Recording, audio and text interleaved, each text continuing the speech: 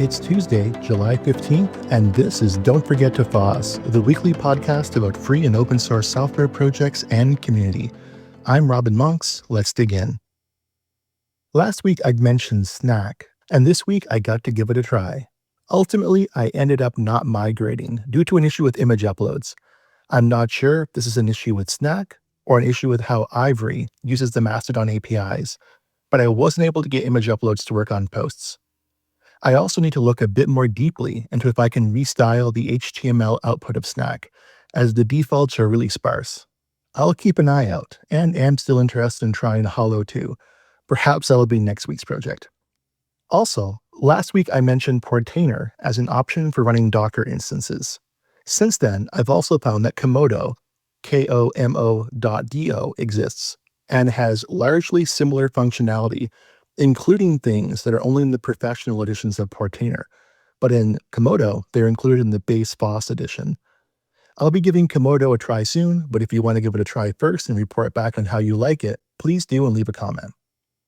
This week, I saw an RFC was filed that would relicense PHP to the BSD 3 clause license, which is pretty exciting for someone like me, who has a lot of history in the PHP community.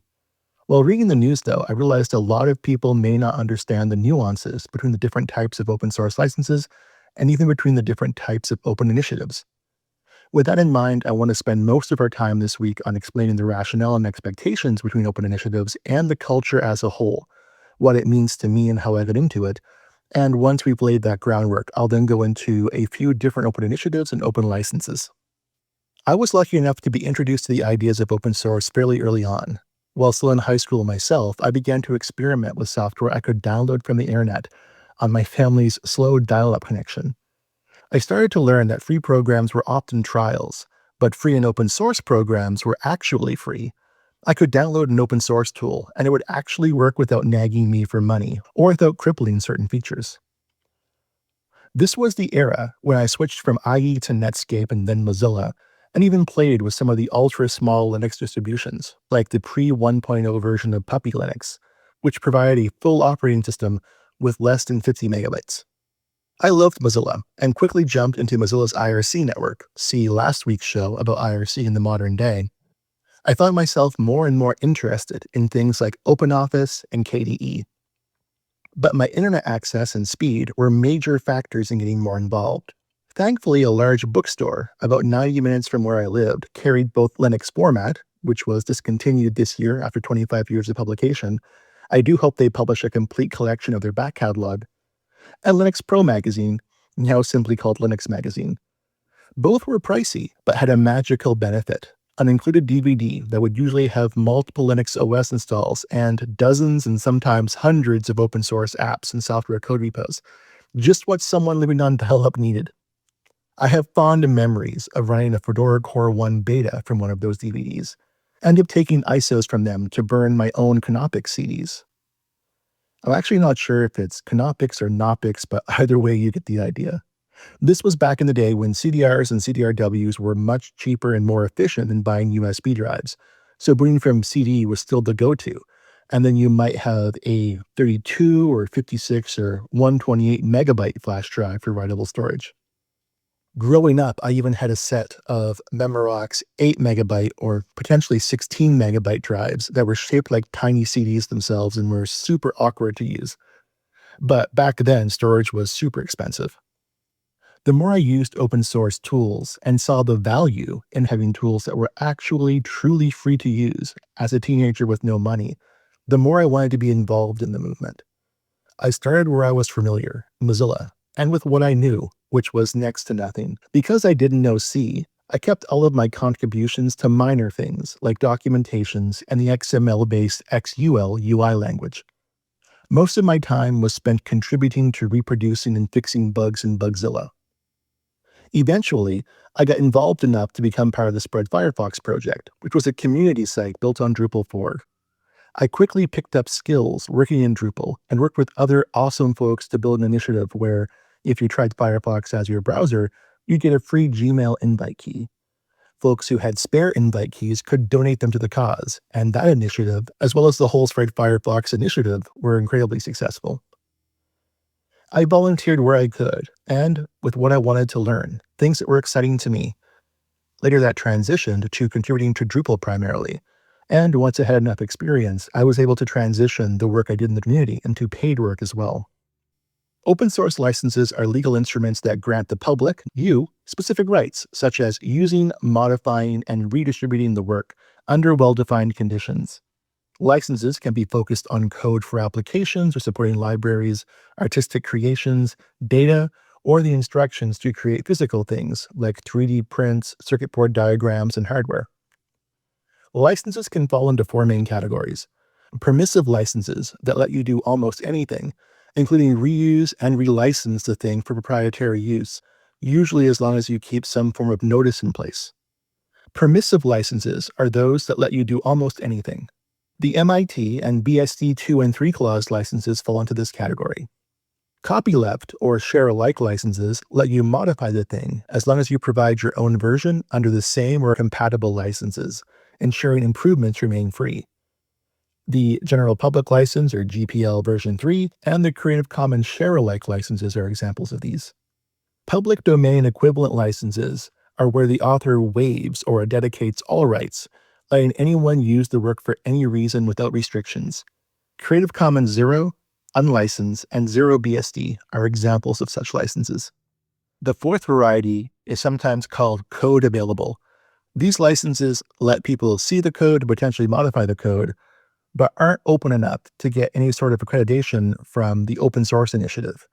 These often end up being situations where code is only available for a price or for purchase, or you can't really make changes yourself. These aren't true open licenses. Things like the Elastic license fall into this, and they aren't considered open source under the OSI definition, although they may still have source code available for you to view, and you may be able to even contribute. Finding open source software can be a little rough. Even I tend to discover new projects through word of mouth in my network rather than a central database. Obviously, this podcast can help, but if you're looking for a specific thing, searching for that thing with open source included can often find an open source alternative. And if nothing directly shows up in the community, asking on Mastodon is usually a good choice. The open source community on Mastodon is super strong. Asking for what you're looking for there often works. There's also a strong emphasis on open source in projects hosted by GitLab and GitHub, so searching those directly can often find more underground projects if you're looking for something niche. I'm sure a lot of folks get involved in open source the same way I did, but there are other reasons to get involved, and a large range of reasons to stay involved. Lots of folks use open source projects and contributions as a way to beef out their resume for other work and to build their reputation. OpenSource.com did a nice survey back in 2021 around why people chose to get involved, and it's worth a read. Lots of folks start as I did with their own use, scratching their own itch, as what got them into open source initially, but the reason folks stay are varied. I see the large variance as a good thing. That means there's lots of reasons to keep open source alive well into the future. Today, the biggest risk to open source shows up in GitHub's 2024 survey that I've linked to in the show notes that demonstrates just how many companies build their platforms on top of open source software, but how few actually give back to the community with money or time. Keeping open source sustainable means that there needs to be a way for folks working on free and open source software to be able to benefit from their work and sustain themselves. There's an XKCD comic that's been memed for every industry, where a giant trillion-dollar chunk of the economy for that industry has a dependency on a tool or library maintained by one person who's struggling to get by. We'll need to be serious about how to solve this issue as a community. I've seen and contribute to multiple projects that have set up Patreon accounts. And for some software I use, I'd paid extra for a pro or business version that builds on top of the open source components to make sure that their creators get paid. As far as getting involved is concerned, let me start by saying loud, something that's often overlooked. You do not need to code to contribute to open source. Even just helping with edits on Wikipedia to subjects or geography you're familiar with is contributing to open source materials for education.